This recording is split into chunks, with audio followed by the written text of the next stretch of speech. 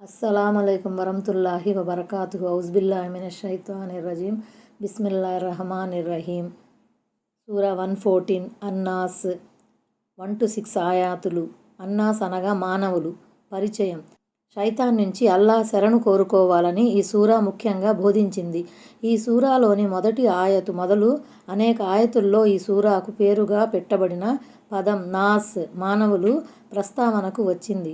శైతాన్ దుర్మార్గం నుంచి అల్లాహ్ శరణు కోరుకోవాలని ఈ సూరా ప్రబోధించింది. శైతాన్ మానవాళికి ప్రధాన శత్రువు. అల్లాహ్ యావత్తు మానవాళికి ప్రభు అని, ఆయనే అందరి చక్రవర్తి, అందరి ఆరాధ్య దైవమని తెలిపింది. శైతాన్ మన హృదయాలలో భ్రమలు కలిగిస్తాడని, ఆ విధంగా మన విశ్వాసాన్ని దెబ్బతీయడానికి ప్రయత్నిస్తాడని, మంచి చెడుల విచక్షణ కోల్పోయేలా చేస్తాడని వివరించింది. ఆయ నంబర్ 1. ఈ విధంగా చెప్పు, నేను మానవుల ప్రభువు రక్షణ కోరుతున్నాను. దీని మహత్తు గురించి ఇంతకు ముందే చెప్పటం జరిగింది. వేరొక హదీసులో ఇలా ఉంది: ఒకసారి దైవ ప్రవక్త సల్లల్లాహు అలైహి వసల్లం నమాజు చేస్తూ ఉండగా ఆయనకు తేలు కుట్టింది. నమాజు ముగించిన తర్వాత ఆయన సల్లల్లాహు అలైహి వసల్లం ఉప్పు నీరు తెప్పించి తేలు కుట్టిన చోట పూశారు.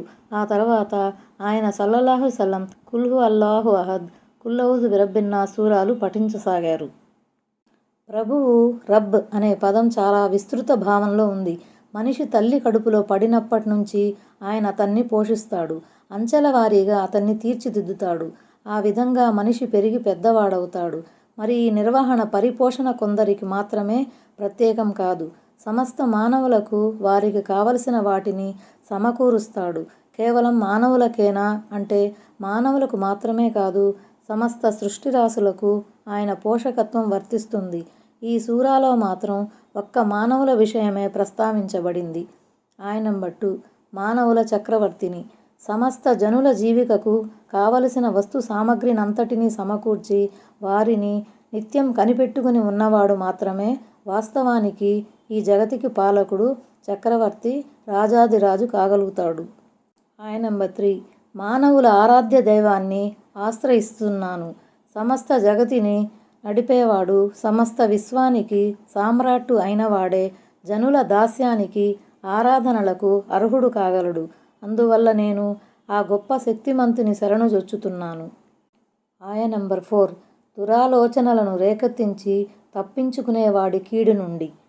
దురాలోచన, వస్వస లేక దుష్ప్రేరణ అనేది చాలా మెల్లగా, శబ్దం లేకుండా నూరిపోయబడుతుంది.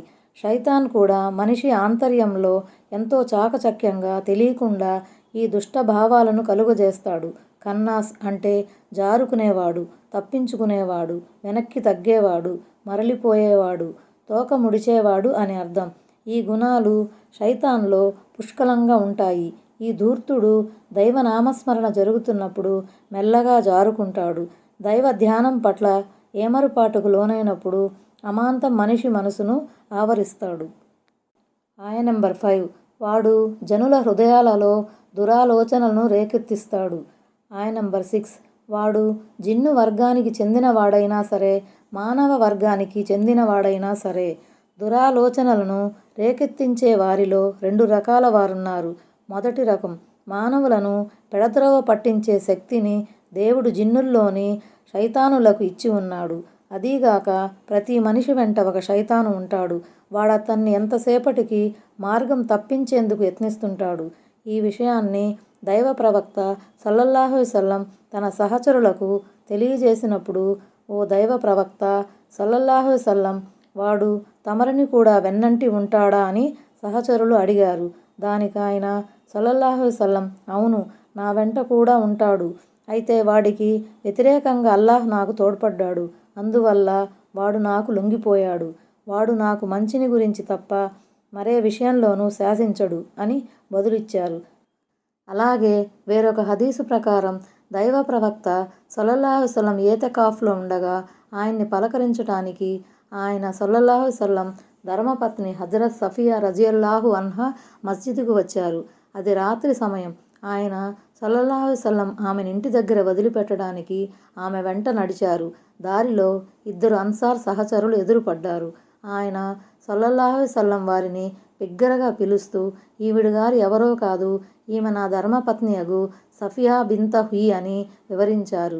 ప్రియ సహచరులు, ఈ మాట విని దైవ ప్రవక్త సల్లల్లాహు అలైహి వసల్లం, ఇదంతా మీరు మాకు చెప్పాలా? మీ పట్ల మాకు దురనుమానం కలుగుతుందా అని చెప్పగా, అది సరేననుకోండి, కానీ శైతాను మాత్రం అలాంటివాడు కాడు. వాడు మనిషి నరాల్లో, రక్తంలో ప్రవహిస్తూ ఉంటాడు. వాడు మీ అంతర్యాల్లో ఎక్కడ దురాలోచనను రేకెత్తిస్తాడోనని నాకు భయమేసింది అని మహాప్రవక్త సల్లల్లాహు అలైహి వసల్లం విశదీకరించారు. రెండవ రకం శైతానులు మానవుల్లోనే ఉంటారు. వారు ఎదుటివారి బాగోగులను కోరేవారుగా, ప్రేమానురాగాలు గలవారుగా నటించి మనుషులను పెడదారి పట్టిస్తారు. మరికొంతమంది ప్రకారం శైతాను మనుషులను, జిన్నులను కూడా దారి తప్పించేవాడై ఉంటాడు.